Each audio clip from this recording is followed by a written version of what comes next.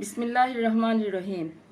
সুপ্রিয় নবম ও দশম শ্রেণীর মানবিক শাখার শিক্ষার্থীবৃন্দ এবং এই মুহূর্তে যারা আমার সাথে যুক্ত আছেন সবাইকে আসসালামু আলাইকুম। শিক্ষার্থীবৃন্দ, টিকাটুলি কামরুন্নেসা সরকারি বালিকা উচ্চ বিদ্যালয় কর্তৃক আয়োজিত কামরুন্নেসা অনলাইন স্কুলে তোমাদেরকে স্বাগত জানাচ্ছি। আমি নাজমুন নাহার হোসেন। তোমরা আল্লাহর রহমতে ভালো আছো আশা করছি। গত ক্লাসে আমি অর্থনীতি বিষয়ের নবম অধ্যায়ে পড়াচ্ছিলাম। তোমরা SW নিশ্চয়ই করেছ। তাহলে আজ বই খাতা কলম নিয়ে বসে পড়ো।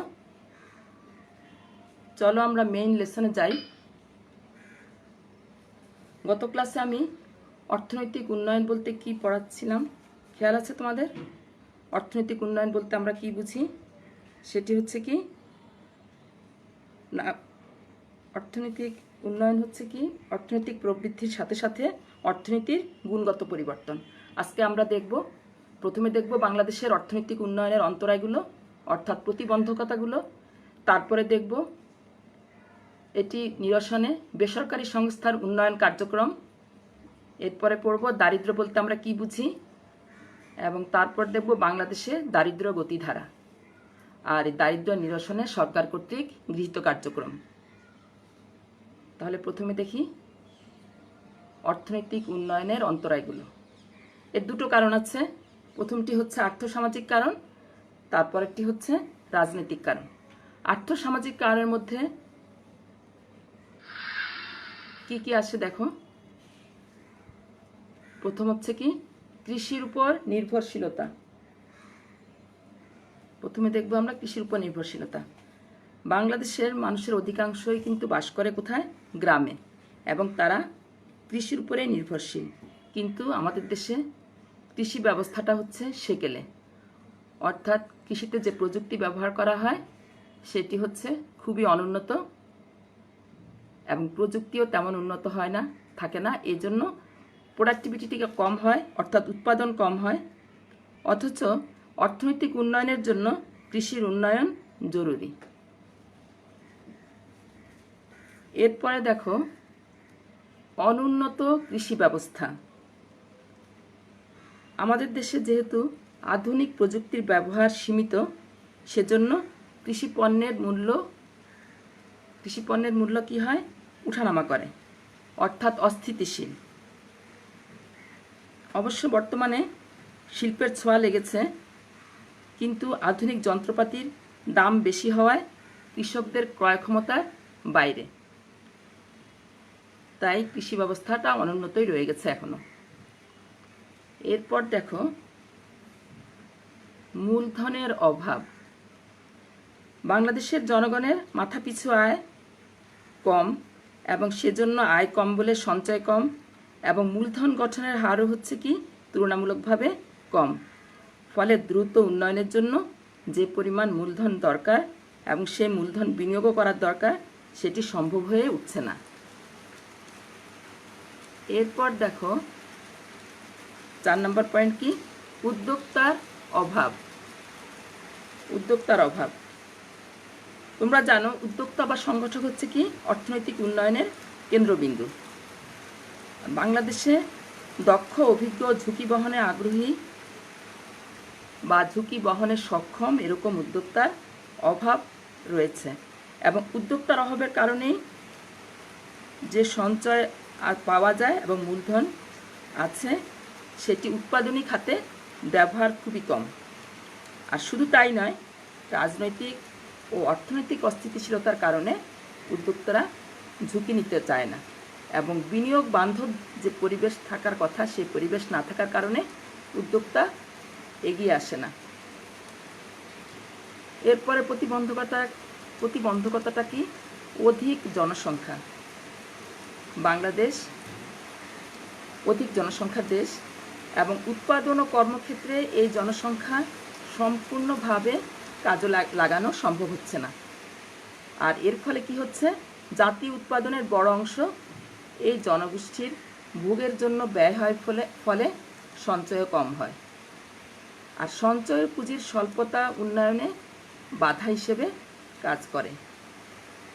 এরপর দেখো বৈদেশিক সাহায্য নির্ভরশীলতা। বাংলাদেশের অর্থনীতি বৈদেশিক বাণিজ্য সম্পর্কের উপর নির্ভরশীল এবং উন্নত দেশের সাথে আমাদের দেশের যে কম্পিটিশান সেটি হচ্ছে কি অসম এবং নানাবিধ শর্ত আরোপের কারণে এদেশের বাণিজ্য শর্তগুলো প্রায় কি দেখা যায়, প্রতিকূলে দেখা যায়। অর্থাৎ সেই শর্তগুলো কেমন হয়, বেশিরভাগই দেখা যায় কি পণ্যের উপরে উন্নত দেশগুলো বেশি শুল্ক আরোপ করে, ফলে পণ্যের রিয়েল প্রাইসটা বেড়ে যায় এবং সেই পণ্য আমদানি করতে আমাদের অনেক খরচ করতে হয়। আর অন্যদিকে আবার কি দেখা যায়, বিদেশি সাহায্য বিনিয়োগের মাধ্যমে কৃষি, শিল্প, ব্যবসা বাণিজ্যের উপর বিদেশিদের প্রভাব দেখা যায় বলে আত্মনির্ভরশীল উন্নয়নের পথে সেটি কি হয়, বাধা হিসেবে কাজ করে। তবে বর্তমানে কি দেখা যাচ্ছে যে পোশাক রপ্তানি বৃদ্ধি পাচ্ছে এবং আমাদের যারা প্রবাসী আছেন তারা প্রচুর রেমিটেন্স আয় করছেন এবং সেজন্য বৈদেশিক সাহায্যের নির্ভরশীলতা আমাদের আস্তে আস্তে কি হচ্ছে, কমছে। এরপরের পয়েন্ট দেখো, অনুন্নত বাজার ব্যবস্থা। 7 নম্বর পয়েন্টটা দেখো, অনুন্নত বাজার ব্যবস্থা। বাংলাদেশের মতো উন্নয়নশীল দেশে আমাদের কি দেখা যায়, বাজার ব্যবস্থা এখনও যথেষ্ট উন্নত হয়নি। কি কারণগুলো কাজ করে এই অনুন্নত বাজার ব্যবস্থার পিছনে? সচেতনতার অভাব, তারপর হচ্ছে কি পরিবহন ব্যবস্থা আমাদের দেশে খুবই দুর্বল এবং অর্থায়নের অভাব দেখা যায়, আবার দালাল বা মধ্যস্বত্বভোগীদের দৌরাত্ম দেখা যায়। মানে মধ্যস্বত্বভোগীদের দৌরাত্মটা কেমন, কৃষকরা কি করে, পণ্য নিয়ে পরিবহন ব্যবস্থা যেহেতু দুর্বল, পণ্যটা বিক্রি করতে হয় দালালদের কাছে বেশি দামে এবং যে বাজার দাম তারা পায় সেক্ষেত্রে উৎপাদকের জন্য লাভজনক হয় না। এরপর দেখো, প্রযুক্তি প্রয়োগে বাধা। সেটি কেমন, উন্নত প্রযুক্তির যেহেতু অভাব আছে আমাদের দেশে এবং জনশক্তিও কি প্রশিক্ষণপ্রাপ্ত নয়, অর্থাৎ দক্ষ জনশক্তির অভাব দেখা যায়। আবার আমদানিকৃত যে প্রযুক্তি সেটিরও দাম বেশি, অর্থাৎ বেশি দামে আমাদেরকে প্রযুক্তি আমদানি করতে হয় এবং অর্থাৎ ব্যয়বহুল হয় প্রযুক্তি এবং ব্যবহারও ঝুঁকিপূর্ণ হয় এবং সেজন্য উৎপাদন ব্যবস্থায় উন্নত প্রযুক্তি প্রয়োগ করা যায় না। আর তাছাড়া প্রযুক্তি প্রয়োগ করার জন্য আমাদের দক্ষ জনশক্তি যে দরকার সেই দক্ষ জনশক্তি আমাদের দেশে খুবই অভাব। এরপর দেখো, দারিদ্র্যের দুষ্টচক্র। দারিদ্র্যের দুষ্টচক্র, এখানে অর্থনীতিবিদ অধ্যাপক নার্স এই ধারণাটা দিয়েছেন। ওনার মতে একটি দেশ দরিদ্র কারণ সে দেশ দরিদ্র। একটি দেশ দরিদ্র কারণ সে দেশ দরিদ্র, এই কথাটির মানে কি, মানে হচ্ছে কি দরিদ্র বলেই সে দরিদ্র। কিভাবে? কারণ দরিদ্র বলে আমাদের দেশের জনগণের কি উৎপাদন কম হয় এবং উৎপাদন কম মানে কি আয় কম হয় এবং আয় কম বলে তার দ্রব্য ক্রয়ের চাহিদাটা কম থাকে এবং সঞ্চয় কম থাকে। সঞ্চয় কম বলে সে বিনিয়োগ কম করতে পারে এবং সেটি উৎপাদনও এর জন্য কম হয়। তোমরা এই চক্রটা দেখো, উৎপাদন স্বল্প অর্থাৎ কম উৎপাদন এবং উৎপাদন কম বলে আয়টা কম হয় এবং আয় কম বলে সঞ্চয় কম হয়, সঞ্চয় কম বলে বিনিয়োগ কম হয়, বিনিয়োগ কম বলে মূলধন কম হয়। এটি একটি চক্রের মতো, মানে একটি বৃত্ত এবং এই বৃত্ত থেকে বের হওয়ার কোনো উপায় থাকে না, অর্থাৎ সে দরিদ্রের দুষ্ট চক্রের মধ্যেই আটকা পড়ে থাকে। আচ্ছা, এই গেল আমাদের আর্থসামাজিক কারণ। এরপরে দেখি আমরা রাজনৈতিক কারণ। প্রথমে হচ্ছে কি রাজনৈতিক অস্থিতিশীলতা। আমাদের দেশে রাজনৈতিক অনিশ্চয়তা বা অস্থিতিশীলতা কাজ করে এবং এই অস্থিতিশীলতার কারণে কি হয়, দেখা যায় কি দেশি বিদেশি বিনিয়োগ কি অভাব দেখা যায় এবং এটি উন্নয়নের অনুকূলে থাকে না এবং সে কারণে দীর্ঘমেয়াদী উন্নয়ন পরিকল্পনাও বাধাপ্রাপ্ত হয়।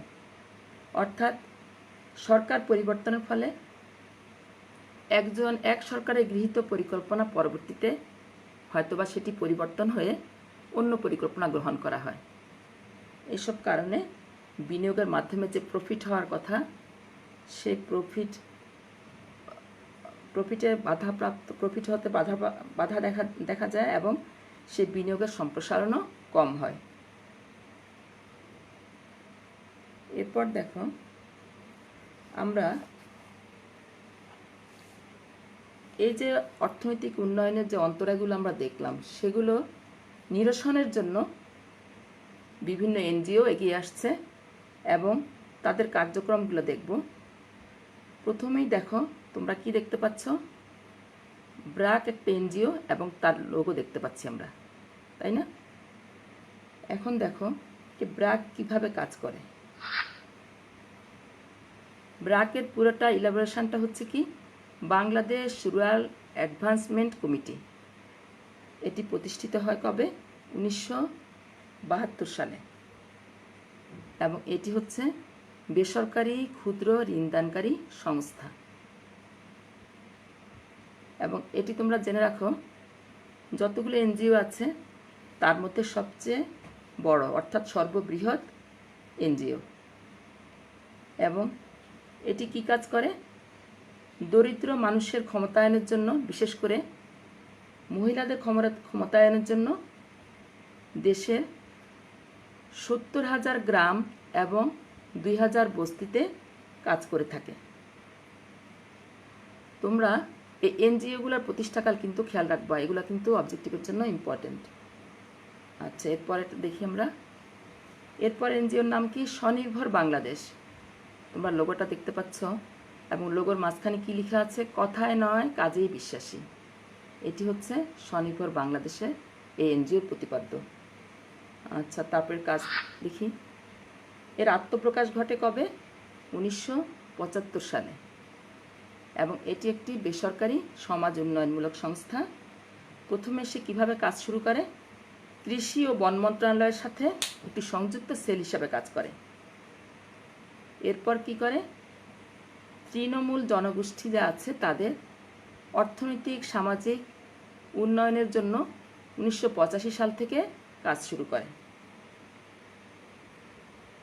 আচ্ছা, এরপরে দেখি প্রশিকা। এটিও একটি এনজিও। প্রশিকা হচ্ছে, এর কার্যক্রম দেখি। এর প্রতিষ্ঠাকাল হচ্ছে কবে? খেয়াল করো, 1975 সালে। এবং এটি বেসরকারি ক্ষুদ্র ঋণদানকারী সংস্থা। এবং প্রথমে সে কোথায় কাজ শুরু করে? ঢাকা ও কুমিল্লা জেলার কয়েকটি গ্রামে কাজ শুরু করে। ঢাকা ও কুমিল্লা জেলার কয়েকটি গ্রামে কাজ শুরু করে এবং প্রশিকা সমিতির সদস্যদের টেকসই অর্থনৈতিক উন্নয়নের জন্য কি করে? ক্ষুদ্র ঋণ কর্মসূচির আওতায় পরিবেশ সম্মত কৃষি, সেচ, পশু সম্পদ বৃদ্ধি, মৌমাছি পালন, মৎস্য চাষ, সামাজিক বনায়ন, এরপর হচ্ছে কি বসত বাড়িতে বাগান, বীজ উৎপাদন, ক্ষুদ্র ব্যবসা, এই কার্যক্রম চালাচ্ছে। এরপরে এনজিওটা দেখো, আশা। আশার কার্যক্রম আমরা দেখি। প্রথম দেখো আশা ইনোভেশনটা, অ্যাসোসিয়েশন ফর সোশ্যাল অ্যাডভান্সমেন্ট। এর প্রতিষ্ঠাকাল হচ্ছে কবে? 1992 সালে। এবং এটি হচ্ছে আত্মনির্ভর ক্ষুদ্র ঋণদানকারী সংস্থা। আসলে এনজিওগুলো কিন্তু প্রায় সবগুলোই ক্ষুদ্র ঋণ দিয়ে থাকে। এবং এটি কি করে? অর্থনৈতিক উন্নয়ন ও স্বাবলম্বী হওয়ার জন্য সহায়তা করে। এরপর দেখো শক্তি ফাউন্ডেশন। এবং শক্তির লোগোটা তোমরা দেখতে পাচ্ছ, কি লেখা আছে? নারীর ক্ষমতায়নের শক্তি। নারীর ক্ষমতায়নে শক্তি, অর্থাৎ বোঝা যাচ্ছে কি যে নারীদের জন্য কাজ করে। এবং এর প্রতিষ্ঠাকাল হচ্ছে 1992 সাল। এবং এটি একটি ক্ষুদ্র ঋণদানকারী সংস্থা। এটি হচ্ছে কোন কোন জেলায় কাজ করে, বইতে 125 পৃষ্ঠায় দেখো তোমরা। ঢাকা, চট্টগ্রাম, রাজশাহী, খুলনা, কুমিল্লা, বগুড়া, রাজশাহী, এই জেলাগুলোর বড় বড় শহরের যে বস্তি আছে, বস্তির দুস্থ নারীদেরকে ঋণ দেওয়া, তারপর হচ্ছে নারীদের স্বাস্থ্যসেবা, এরপর হচ্ছে ব্যবসায়িক উন্নতি, সামাজিক উন্নতি, এগুলোর জন্য কাজ করে। অর্থাৎ ঋণগ্রস্ত অভাব এদেরকে ঋণ সুবিধা দিয়ে থাকে এবং ঋণ পরিশোধে সাহায্য করে এবং স্বাবলম্বী হতে সাহায্য করে। এরপর দেখো টিএমএসএস। টিএমএসএস এর পুরাটা রিলেশন হচ্ছে কি, ঠ্যাঙ্গামারা মহিলা সবুজ সংঘ। লোগোতে তোমরা দেখতে পাচ্ছ কি একটি মহিলা গাছ লাগাচ্ছে, তার মানে বৃক্ষরোপণের সাথে সম্পর্ক। এরপর হচ্ছে কি কোদাল দিয়ে কাজ করছে, তার মানে বনায়নে কাজ করছে। এরপর হচ্ছে কি ব্যাংকে পয়সা রাখছে। এখন দেখো এর প্রতিষ্ঠাকাল কবে, 1980 সাল। আর এটি হচ্ছে নারী উন্নয়নের জন্য বড় একটি সংগঠন। এবং এর কার্যক্রমগুলো কি কি, সে নারীদের দারিদ্র্য বিমোচন বা নিরসনে সাহায্য করে, আবার আর্থসামাজিক উন্নয়নেও কাজ করে এবং নারীদের ক্ষমতায়নে কাজ করে, অর্থাৎ নারীদের অধিকার আদায়ের কাজ করে থাকে। এবং এই 1980 সাল থেকে কাজ করে আসছে। এরপর দেখো এসএসএস। এসএসএস এর লোগোটা দেখতে পাচ্ছি আমরা। এসএসএস এর পুরো ইলাবোরেশনটা হচ্ছে কি, সোসাইটি ফর সোশ্যাল সার্ভিসেস।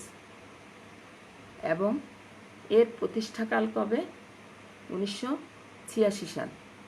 এবং এর কার্যক্রমগুলো কি কি, সমাজের যে দরিদ্র, অবহেলিত এবং অধিকার বঞ্চিত নারী পুরুষ আছে এবং শিশু আছে, তাদের দরিদ্রতা বিমোচন, এদের অধিকার আদায় এবং তাদের শিক্ষা, স্বাস্থ্য সম্পর্কে সচেতনতা তৈরি সহ সমন্বিত সেবা নিশ্চিত করে।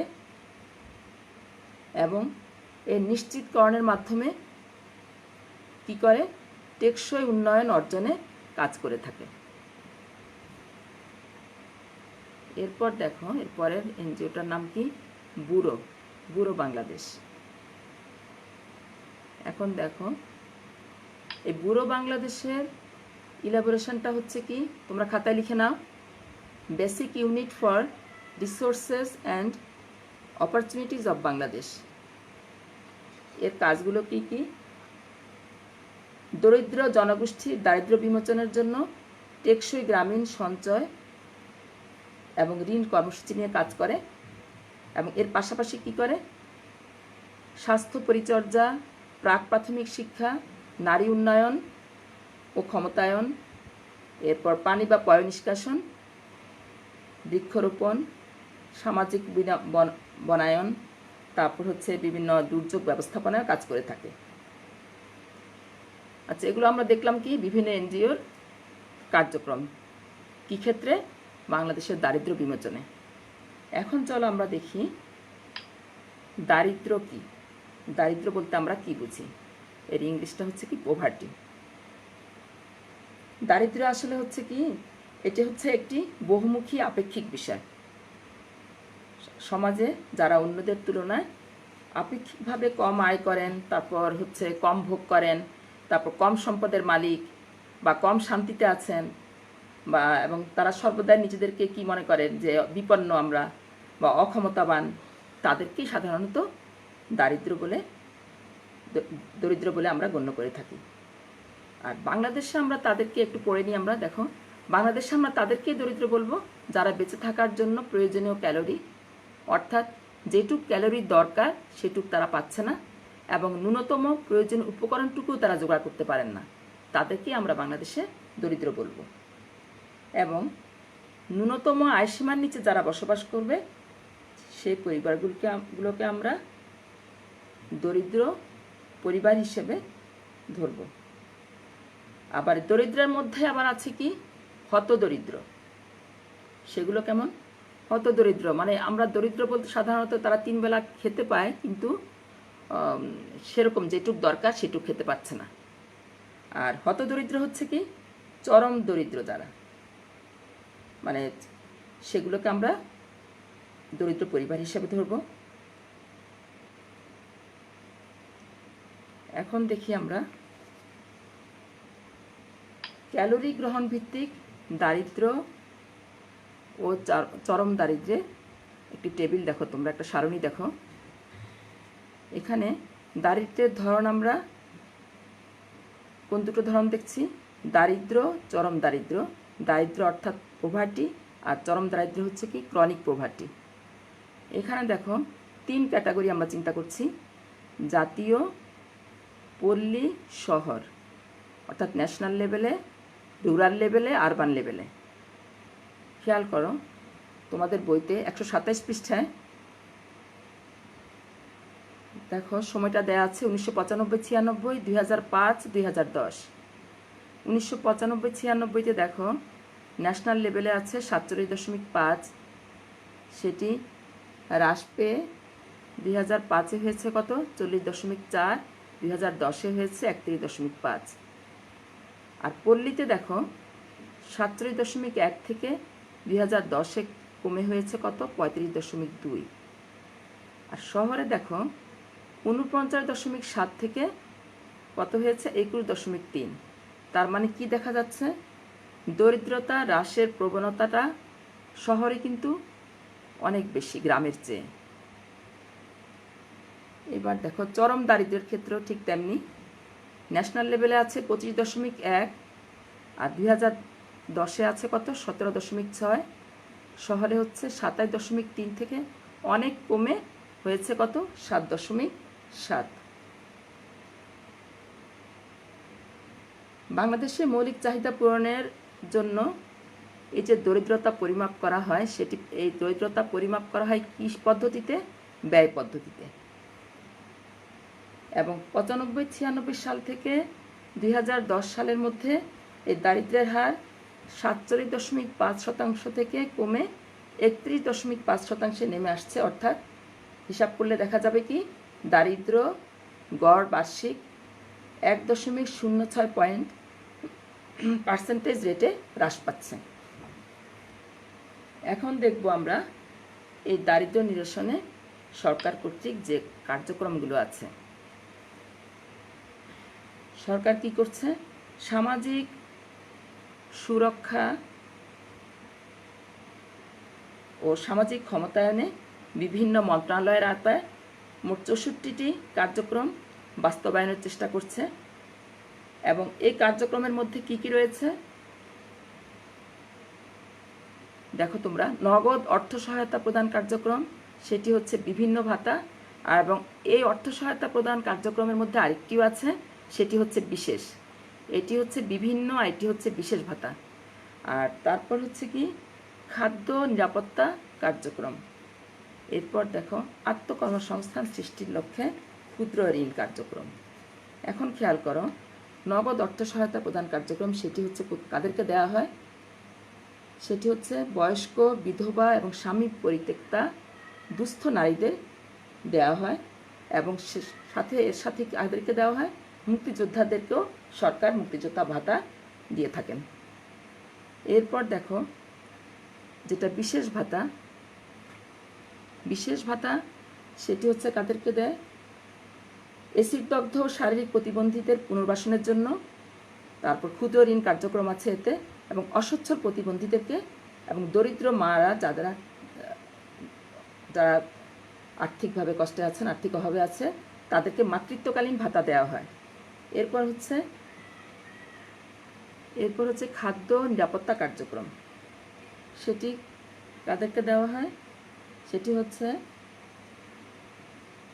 মহিলা শিশু বিষয়ক মন্ত্রণালয়ের অধীনে খাদ্যের সমস্যা যারা আছেন তাদেরকে কাজের বিনিময়ে খাদ্য কর্মসূচি, সংক্ষেপে যেটিকে বলতে পারি আমরা কাবিখা, তারপর ভিজিএফ কর্মসূচি এবং মহিলা ও শিশু বিষয়ক মন্ত্রণালয়ের অধীনে এই দারিদ্র নিরসনে খাদ্য নিরাপত্তা প্রদানের জন্য এই কর্মসূচিটা গ্রহণ করা হয়। তারপর দেখো আত্মকর্মসংস্থান সৃষ্টির লক্ষ্যে ক্ষুদ্র ঋণ কার্যক্রম। এটি হচ্ছে কি দারিদ্র দূরীকরণের একটি অন্যতম উপায় হচ্ছে কি আত্মকর্মসংস্থানের সুযোগ তৈরি করা।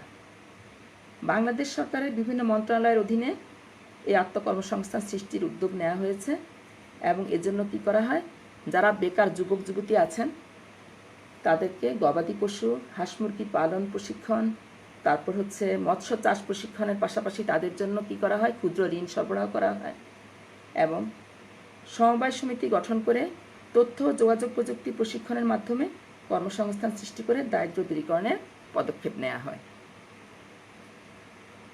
তাহলে আমরা আজকে কি পড়লাম? প্রথম দেখলাম অর্থনৈতিক উন্নয়নের পথে আমাদের দেশে কি প্রতিবন্ধকতাগুলো আছে। তারপর দেখলাম বিভিন্ন এনজিওর কার্যক্রম। এরপরে দেখেছি দারিদ্র এবং বাংলাদেশের যে দারিদ্র্যের প্রবণতা সেটির একটি চার্ট। এরপরে দেখেছি সেটি আবার নিরসনের সামাজিক নিরাপত্তা বেষ্টন কর্মসূচি। এখন তাহলে আমরা মূল্যায়ন করি যে আমরা কিভাবে কতটুকু আমরা জেনেছি। প্রথমেই দেখো, সমাজের বঞ্চিত ও অত্যাচারিত মহিলারা কোন সংগঠনের সদস্য? তোমরা খাতায় লিখো উত্তরটা এবং তারপর আমি যা বলি তার সাথে মিলিয়ে নাও। কোন সংগঠনের সদস্য মনে আছে? এনজিওর মধ্যে একটি সংগঠনের কথা বলেছিলাম, সেটি কি ঠ্যাঙ্গামারা মহিলা সবুজ সংঘের। তারপর 2 নম্বর কোশ্চেন দেখো, ব্র্যাক কত সালে প্রতিষ্ঠিত হয়? কত সালে? 1972 সালে। 3 নম্বর কোশ্চেন, রসিকা কোথায় প্রথম কাজ শুরু করে? ঢাকা ও কুমিল্লা জেলায়। 4 নম্বর কোশ্চেন দেখো, বাংলাদেশে কোন পদ্ধতিতে দারিদ্র্য পরিমাপ করা হয়? কোন পদ্ধতিতে? ব্যয় পদ্ধতিতে। এখন তোমরা বাড়ির কাজ লিখে নাও খাতায়। প্রথম কোশ্চেন দেখো, বাংলাদেশের মতো উন্নয়নশীল দেশে দারিদ্র্য নিরসনে গৃহীত কার্যক্রম মূল্যায়ন করো। প্রথম আমরা এনজিওগুলো দেখেছি, সেই এনজিওগুলোর কার্যক্রম যেহেতু বাংলাদেশ উন্নয়নশীল দেশ তার প্রেক্ষাপটে আলোচনা করবে। 2 নম্বর কোশ্চেন দেখো, বাংলাদেশের অর্থনৈতিক উন্নয়নের প্রধান অন্তরায়সমূহের তালিকা তৈরি করবে। বাড়ির কাজগুলো রেডি করবে। আমরা যখন সরাসরি শ্রেণীকক্ষে উপস্থিত হব তখন আমরা কাজগুলো দেখব। তাহলে সবাইকে ধন্যবাদ। তোমরা ভালো থাকো, সুস্থ থাকো, বাসায় থেকে নিরাপদে থাকো। আসসালামু আলাইকুম।